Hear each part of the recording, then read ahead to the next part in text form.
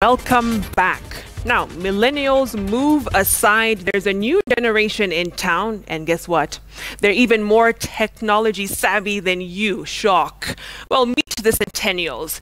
This is the generation born between somewhere around 1997 and the present. They make up 35% of the global population. They're what we call mobile natives. Why? Well, the oldest centennial was 10 years old when the first iPhone was released. Why are we talking about them now? Well, it's because they're coming into their own and are a force to reckon with.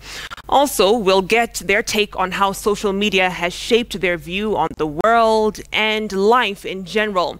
Let me introduce my guests from my panel. We have Lola Hannigan, who is an entrepreneur and a social media influencer, as well as Lucy Wairemu Mukuria, who is a military psychologist, and I should say retired major. Thank you so much for joining us. And we also have a mini audience here in studio with us from St. Paul's University. I like to call you guys the extended panel. So just because you're not here does not mean that your voices are not as important. But let's get right into it. What would you say defines this generation? I'll begin with you. So, my name is Edwina Chelsea, the women rep of St. Paul's University. I'm so happy about that. I'll go deep in your question of what defines this generation. So it's all about the social media, as you said, because the social media has a wider platform for us. Because the minute you're born knowing how to use a smartphone. The minute that you're born knowing how to access the internet, knowing how to join Facebook and any other social media platforms. So that basically defines who we are right now. The other thing is you'll hear our parents saying that every time we are on social media, because that's basically us. When you want to know any updates that are happening, you have to go on Twitter, you have to log into any other account so that you can know what's currently happening in the world or in the location that you're in. Also for us, for me as a student, definitely in terms of assignments. Yeah. So if you're not in a WhatsApp group, then that means that you'll be left out. So that means that you have to have access to the internet, you have to have access to WhatsApp so that you can get the information that the classwork is entailed. I'd like to get someone else's take back there, so a hand, on basically what you're saying is most of your life is lived in a virtual world, technology, social media. How does that then affect how you carry out your life and how you view the world around you? Okay, I'm Leah Motian, a student at St. Paul's University. I happen to be somehow an influencer on Twitter. So I think the moment you wake up in the morning, you're up to your duties.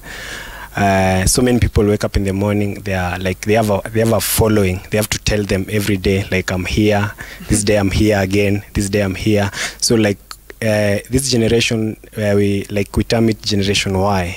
We are just why are we showing people everything we do? And I think for us, it's also a challenge because we waste a lot during that period, of which it's a time which we could use in doing some other things. Yeah. Yes, a hand up there as well. I'll come to you, and then of course come over to our panel. I'm Marvin Ibrahim, a first-year student. I think I'd use 3 words to define this generation. First, I'd say spontaneity. We don't like planning things. We like things just happening, and when they happen, we enjoy them more, other than what's planned. Second, I'd say creativity, and that would, I think, explain why we have a lot of creative content, even on televisions and radio, and even on social media itself. And third, I think I'd say adventure, because for us, I think we were born at a time when every kind of fun had been invented. And so we always have to go the extra mile to tend to get to know what is it that's yet to be invented that will make us feel the fun that kind of thing. Interesting. And Lola, let me come to you because you're a social media influencer, entrepreneur as well. You use social media to grow your business, to push your brand as well. It's a new phenomenon. I mean, when you're talking about social media influencing 10 years ago, people would be wondering, what are you talking about? But it's a thing now. But take us through what kind of drives you to engage with your audience on a daily basis. You know, they mentioned putting pictures out there to get likes. Is it just that, or is there more to the interactions on social media? I mean, I will speak for myself, because obviously everybody else has their own opinion. But I think for myself, what drives me to get up and go on social media is the fact that I know I have a business to handle, you know, and obviously my business really depends on everything that is going on social media, because like you said, the millennials, the centennials now. The centennials, the first thing that everybody does is wakes up and go on social media. So how can I use this platform to better my business? And you see, like, if they see something, if I advertise something or this or Zephyros by Lola here, there, I always get a response. How much is this? How can I get it? When can I get it? So for me, that's how I use it to grow my business. I wouldn't say that I wake up every day to go on social media. I don't think that's for me. I just mainly use it for my business, and also I tend to try and live by this thing that I once read that says, wake up on your knees and not on your phone, you know, because that's what we always do. You wake up, you want to check your phone and whatnot. So I try not to get caught up in that. I'm curious because, like, when we go to your page, you're a beautiful woman, and social media is about image. Do you ever feel, beyond trying to, of course, build your clientele, the pressure to live up to a certain expectation from your followers or what people feel you should be or look like? Absolutely not. I think what I put out there or what I portray is everything that I am, is just me on a daily basis. And actually what I do share on my social media is just snippets of my of who Lola is, you know, of the people don't need to know everything about your life. People don't need to know, like, how you're living, what you're eating, what you're, you know, they don't necessarily need to know that. And I think that's why, again, I guess we'll talk about it, leads to depression, you know. But for me, I don't think so, and I don't feel the pressure or the need, because the people who genuinely care are there for you, regardless of whether you look beautiful or not, regardless of whether you portray yourself like this or not. You know, the most important people, the people who really actually matter, don't need all of that. And Major, let me bring you in here, because you've heard from Lola, you've heard from our extended panel about how important social media is, and not just to this generation, but I guess just society in general. It's become part of our lives. How has it impacted how we interact with each other? Of course, many say it's lessened the human touch and interaction as well. And, you know, what impact does that have generally on someone and on a society's psyche as well? I'll start from a historical perspective of my time and some of the things that were new when I was growing up, and how much I was devastated to learn that my generation never came up with a new idea. I think for me, what I've learned to understand is that all the ideas are out there. The only thing we do with each generation is evolve the ideas. Let me give you an example. When I was growing up, women were not driving as much. If a woman was seen driving, it would be like, oh my God, what is that? Wearing of trousers by women. Then there was condoms. You know, it was the idea that it was to control spread of diseases, to be used as a contraceptive, but how people again used it determined how people appreciated it or not. Then came the mobile phone. I think the biggest thing about the mobile phone, it was castigated because it apparently broke up marriages, you know? But I'm like, the person who sat down and came up with a condom, a phone, trousers for women to wear, allowed or, you know, made it possible for women to drive, when they did that, they had never thought about the ripple effects that doing that would have. So social media is no different. It's not about what is happening out there. You know, it's about how are you using the tools that have been evolved during your time to advance your quality of life and your purpose of life. This is the basis. So if you subjectively, at a very rooted level, have self-esteem issues, you have issues to do with guilt and shame, you have issues to do with self-worth, or you have a way in which you perceive the world that is known to you or other people, and maybe you're even a patient or a client in some way, there is a way in which social media will influence your life. So we have to be very clear. Are you influencing social media, or is social media influencing you? You have to be very aware of which part of the side that you're on. And I assure you, there are sides, because you're not just there wandering around. Right. You are either using it or it's using you. So in as far as it making us, for me, I think it has made us desensitized, right?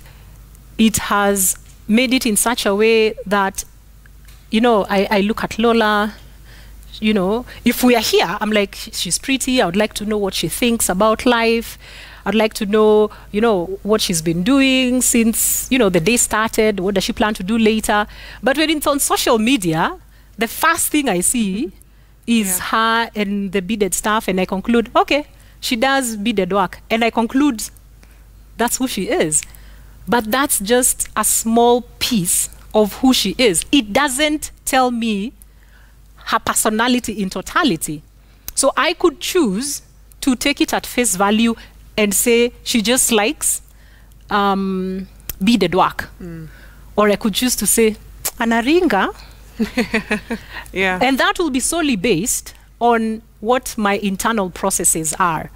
Because I think the thing that has made social media so vicious is that people are bringing their inner psychological drama in how they interact with social media. And because there's nobody to literally hold you physically accountable, what are you doing? Yeah. That's not cool, that's not right. We hide behind pseudonyms, we hide behind different accounts, and we are able to, you know, let out whatever it is that we have going on. But you see, that's our choice. There are other people who are using social media to promote their businesses. I use social media to promote mental health and wellness, you know, and everything that I do, including what I eat, because I'm a farmer. So, but that's what I choose to share. So you should, yeah, exactly that. But you mentioned something really interesting, Major, that a lot of the insecurities and issues, mental health issues that existed generations before, still here, but it's almost magnified by social media, which I think is a perfect segue to kind of get a sense of, on campus, among young people, how prevalent is something like depression, issues that have to deal with mental health? Anyone? Yes, go ahead. Well, my name is Peter Moema, a second year student.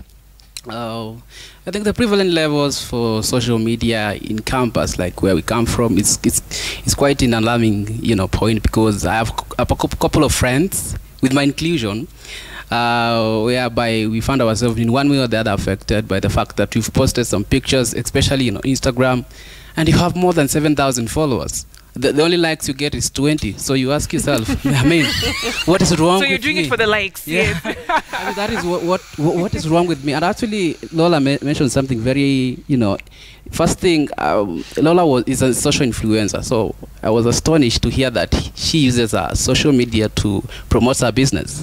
That was opposite to my expectation, because the moment the moment she stepped in, my instincts were, oh my God, this is really a social influencer. But I mean, thank you for your honesty. I must be real. So I think we depend so much on how much the likes we are getting. Like, that's for me. Yeah. My Instagram page, I have only 200 followers. I don't want to extend, because most of my couple friends, they have 7,000, 10,000, but they get 20 likes. And then, like, what is wrong with me? I mean, am I not that pretty? Am I not good looking? You know, such things. And they end up they go a long way, disturbing that person to understand, like, I don't feel like going to class because I just got 20 likes among 7,000 followers. Yeah. So do you think it's an issue of these people who interact and put stuff on social media are depressed and have issues themselves, or it's been impacted by social media that's making them depressed? Which one do you think it is? And I'm going to have someone else respond. Yeah. Okay, my name is Triza Mbogwa, a third-year student at St. Paul's, and I think that for me, I believe that social media usually affects people. Usually affects people the way they, for example, if you post something, the way Peter has said, you post something online and then you get very few likes, or there are people like that do something like that is called, there are people who are called trollers. Trolls, yes. They trolls, yeah. You post something online and their main intention is usually to point out something negative about you. Right. They tend to make you like feel depressed, or wanakudunisha. They make you feel like you're not good enough. So those people they usually take part in influencing that people go through depression, and they feel like you're not good enough, you're not good enough, or you're not perfect the way you're made. Yeah, I see a hand up here. Yes. Actually, let's come to you first. Yes. My name is Janet Morito. Just to add on that, social media has an effect where everyone who posts something, we tend to see their perfect life. So if I'm going through something, I don't want the world to know. How do I explain my perfect life is crumbling down? So I end up going into depression, because who will I tell my life is crumbling down, yet I am the perfect person out there? So it will swallow me, and eventually I'll just crack. That's interesting. Before I come over to you, Lola, let me ask this, because and the reason why I asked earlier, the whole thing of expectation, is Instagram is almost styled to have someone post a perfect life. Perfection. This is where I'm eating, this is where I'm traveling, this is what I'm wearing, or who I'm with. And when we talk about centennials, or this general generation, they actually thirst and crave for authenticity and vulnerability, which oftentimes we don't see on social media. Would you say that people would be willing to, a social media influencer like you would be willing to show a crappy day, or me without all the makeup, or in my best angle? Would you be willing to do that? And do you think that would impact maybe the likes or the attention that you do get from a post? I mean, I have done it before. It's not like something, I've posted pictures without makeup.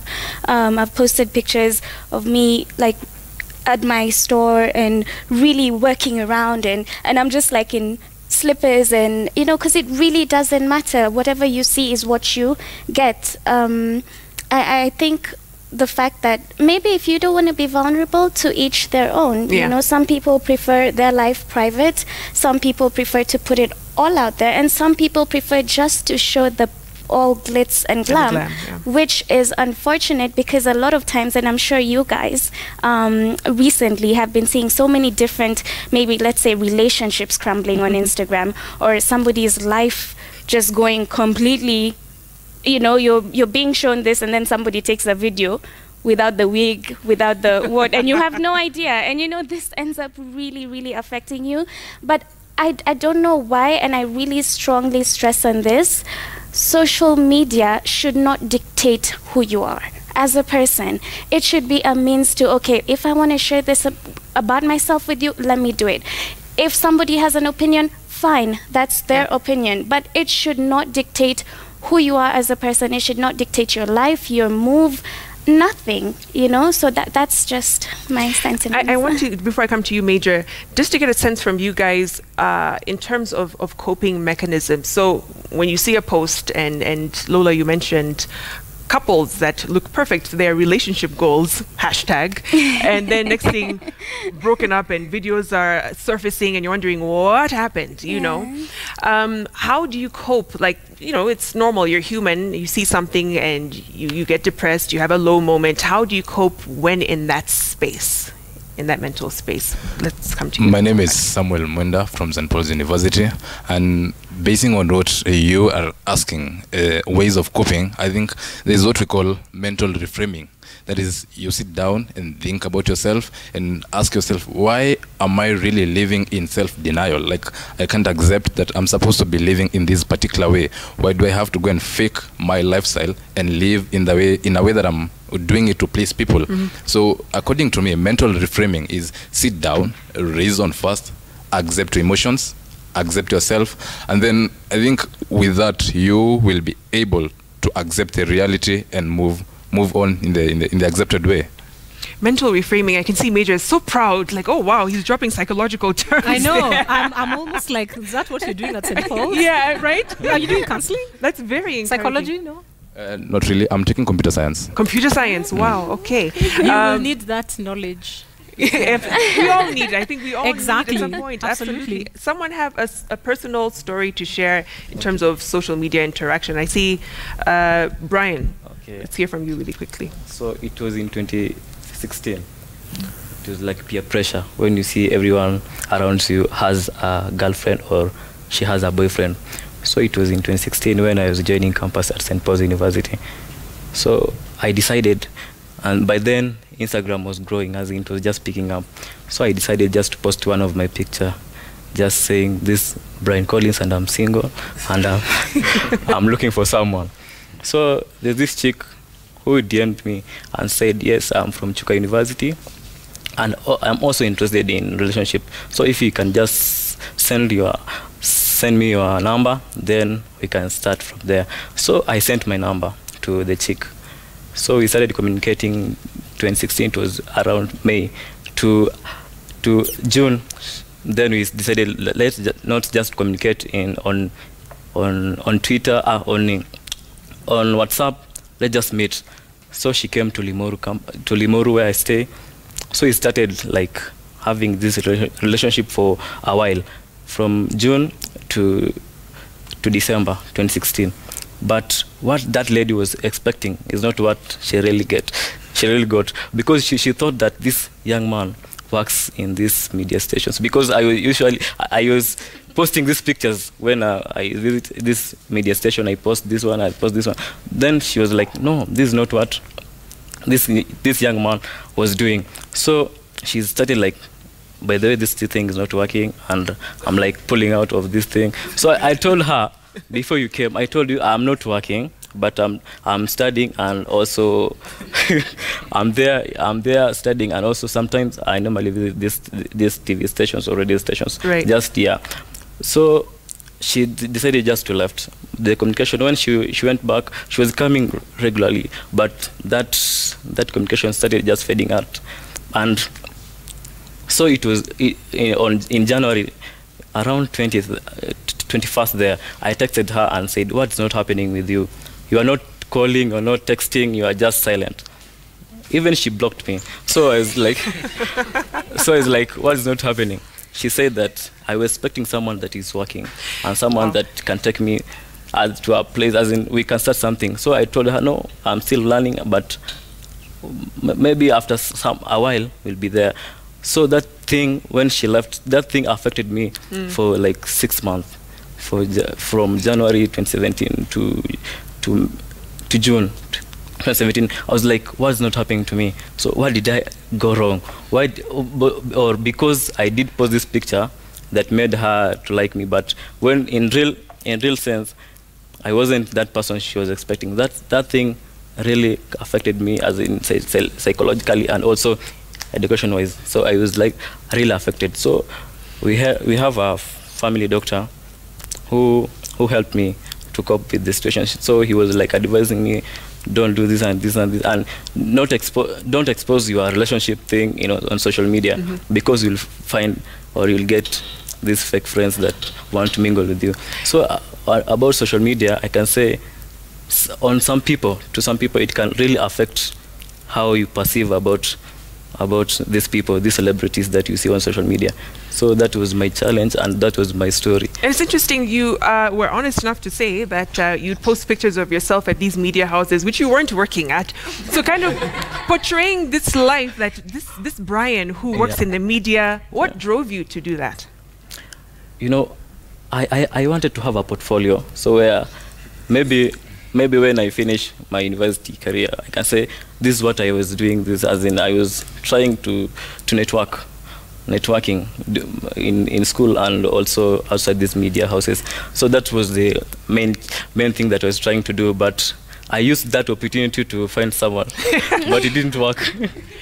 You know, it's interesting, Major. He mentioned after talking to the family doctor, and you were advised not to share some of your woes and issues, relationship issues online.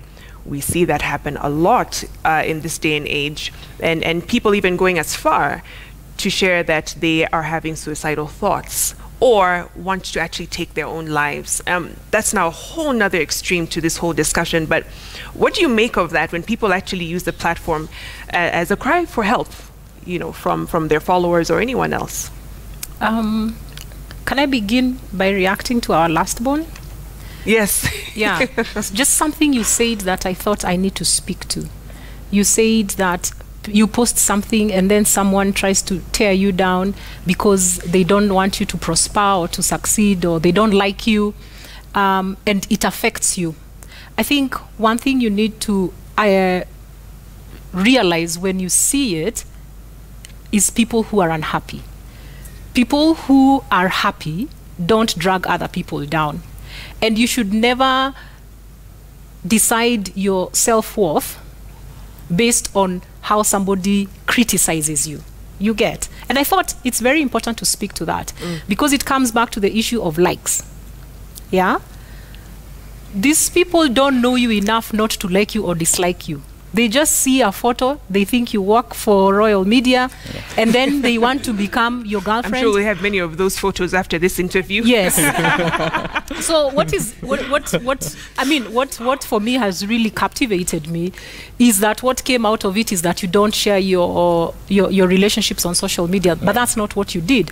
What you did is that you were in a relationship where you used to look at each other, but clearly there was no communication. Yeah.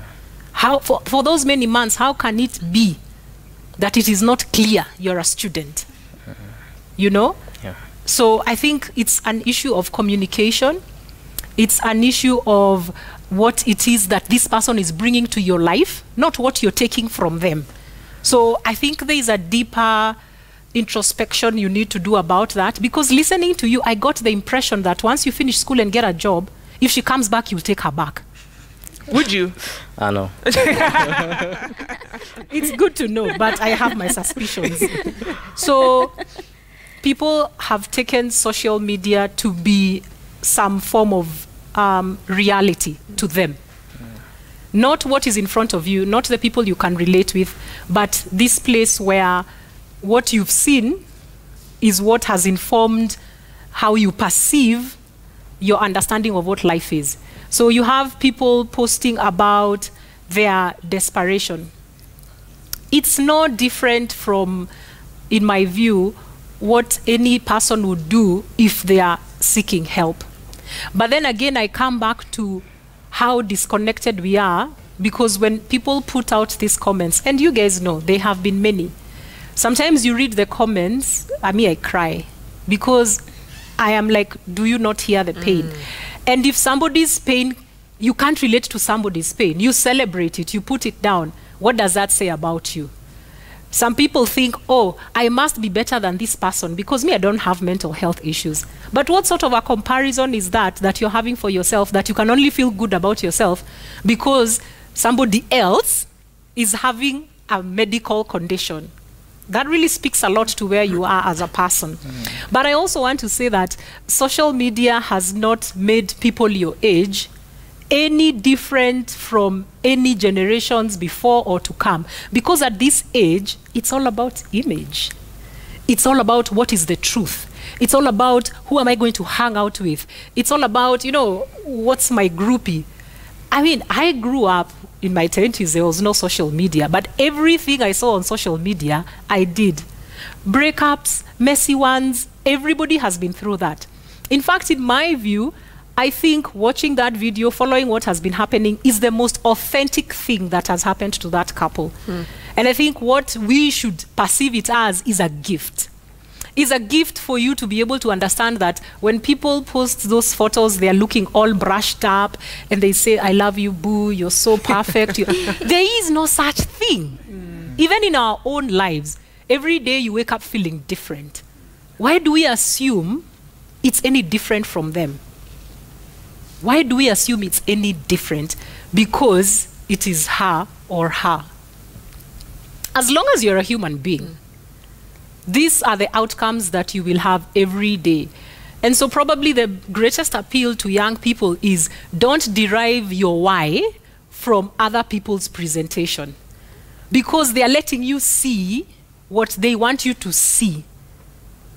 But that doesn't tell you who they are or what their convictions in life are. And, you know, Instagram is not just about beautiful things. If you really investigate Instagram, you will find many photos, even of, you know, internal body parts. You will find different stages of an embryo. You will find everything. So the question is, where are you trailed at? What are you going to follow that is going to add value to your life? Because remember, you are the sum of your perceptions, you're the sum of what your senses collect. What you see, what you hear, what you smell, what you touch, that makes up who you are. And therefore, you have to be very mindful about what you see, what you hear, what you touch, even what you eat, because it makes you who you are. Be mindful of that. Now, sometimes you may not control everything. You're just walking on the street, and then this guy comes and pulls your watch, and, you know, he scratches you. You didn't control that. You didn't have anything to do with that. But at the same time, how you deal with that event will determine what your outcome will be. Great advice. And I think as we wrap up, I want to kind of get the last word from our young generation. Just in terms of, one, safe spaces that exist if they are out there before someone runs to social media to say, I need help. And then two, what steps are you guys taking, your peers taking, to live more authentic lives? You know, we heard about this couple who put everything perfect on social media, but in reality, there's ugly moments as well. What steps are you taking to ensure that I'm living more authentically and true to me? So come to you and then have one other. Yes, and then you as well. So, as I said earlier, my name is Chelsea. So I also wanted to share a personal story. It's about my leg. This leg has been like this for the last 10 years because I had an accident. I rolled over the stairs and my life just changed. And so I've been trying to cope up with the situation, definitely, posting in social media. And the first comment actually I got was, wow, uyu dem akona miguu mbaya sana. Like, actually it was in Swahili. Like, I really felt the pinch because everyone used to look at me, even as I walk, and they're like, wow, this is your leg, you need to seek medical attention. And with that, my self-esteem was really pulled down. So with that, it's something which we, the youths, are facing because so many people have issues, but we don't know who to run to. Right. And the other thing is that right now, we, the youths, are not in good terms with our parents because maybe our parents are, we call them the old generation, yeah? Analog, school. Exactly, the analog. That's the word. Analog. You will also be old school. Yeah. Eventually, just wait, a few years. Yeah. And they too are not getting along with their folks. Yes. Yes. Yeah. So the analog, you know? And then you're like, you can't tell them, this is what I'm going through. Because for me, I think it has been a battle between me confronting my parents or me facing my parents, telling them that this is what I'm actually going through. Right. And actually, there was this time, early last week, I was having suicidal thoughts. They were so bad that I actually posted a picture of myself holding a knife. It was that serious. And so many people were like, I mean, Chelsea, you're someone who is so vibrant, you're all over, you know you're a celeb, so why are you doing this to yourself? And I was like, you don't know what I'm going through because this is the image that you see outside, but you can see deep in my heart. So with this, with the fact that social media is a tool of communication, you find that you'll get more comfort speaking out in social media rather than talking to someone who you know basically will go out there sharing out what you're going through. So the safe spaces you're saying do not exist in the physical world. You oftentimes have to go to social media for that. Personally, I'm a peer counselor in school. Yeah. So with that, I know there are safe spaces because speaking to someone is very effective. Because social media is basically there to break you down. As far much as you'll have to speak out your ideas in social media, that doesn't sort out the problem that you're going through. I hope you spoke to someone after your case, and hopefully we can connect you to after this, because that's extremely serious. Our last commenter there in the back as we wrap up. Okay, I'm Ifra, a fourth-year student, and I think they're safe spaces because if you are told that a problem shared is half solved. So when you talk to someone else, that's when you're going to get some advice or even seek a professional help. Whereby, for example, in Chelsea's case, if she goes to see a psychiatrist or even a counselor, maybe she can get some help than going to social media and getting those negative comments again. Yeah. Thank you so much to the St. Paul's University, represented so well. Thank you. We're out of time. Thank you, Major and Lola as well. But this is just to spark conversations. We can't talk about everything here on this platform, but it's to get that conversation started about mental health, about social media, about being real and authentic to who we are as human beings. Thank you so much for watching. Have a wonderful evening. Let's do this again next week. Good night.